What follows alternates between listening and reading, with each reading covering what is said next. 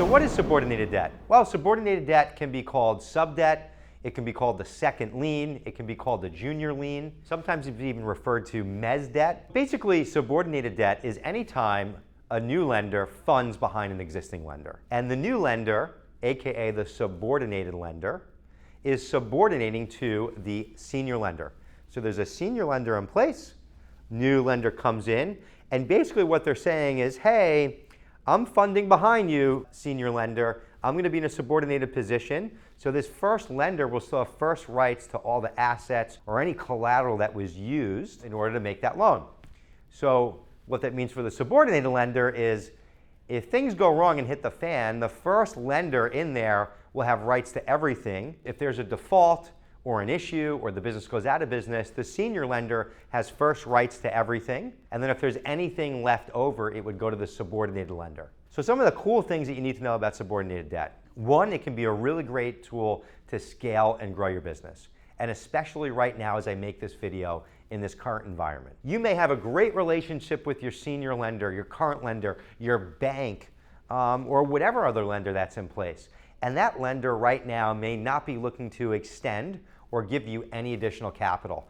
Your business is doing X amount of revenue, X amount of profit, and all banks have a certain formula. If you're within that formula, you get X amount of lending. If you go out of that formula, or if you want more money and you don't fit their formula, they're just simply not going to give you any additional credit. Right now, you also might have a great rate locked in, and you don't want to touch that deal. You don't want to refinance your building. You don't want to refinance your current loan to go into a higher rate loan. So you want to keep all this initial senior debt in place. That's great, that's fine. You should do that, right? If you've got opportunity though in your business, you cannot not grow your business due to lack of capital.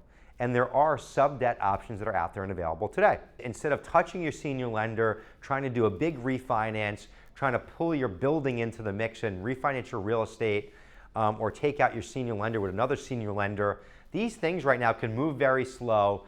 They can be really complex, or they might just not even be an option because lenders are very tight and constricted right now. So instead of fighting this big picture or this big refinance, it may make sense to consider a sub-debt option. So you keep your senior lender in place. Usually most sub-debt lenders will be a 12, 24, and 36-month repayment period. The rates will typically be higher than being in a first position because they're in a subordinated position and they're taking on more risk. And if those opportunities can make great ROI, then you want to go access capital so you can continue to grow and scale your business. Another great example, right now there's a lot of opportunities to go and purchase businesses. There's a lot of baby boomers that are exiting. A lot of lenders are very conservative and they want to spread out risk right now. So we just did a deal where a company was looking to buy a business for $5 million. They had their senior lender, their bank, that was looking to do $3 million. They were looking to put in a little bit of their own money at $500,000, but then there was a gap of $1.5 million. We came in and did a subordinated deal or a sub-debt deal and helped them acquire a new business for $5 million. Everybody was happy. The seller selling the business was happy, the bank was happy, our customer was happy. And we were happy because we got to win a deal together. So subordinated debt is a really great option to keep your senior lender in place, to borrow money, not have to touch it and keep growing and scaling. It can also be a great option if you're looking to make acquisitions or do some strategic things in your business in order to grow and scale. Subordinated lenders are very limited. There's not a lot of them out there. And then there's also some subordinated lenders that may want to take equity or warrants in your business. And it's important that you know that there are options out there today where you don't have to give up any equity. You can pull in a sub-debt lender in order to continue to scale and grow your business without giving up any equity.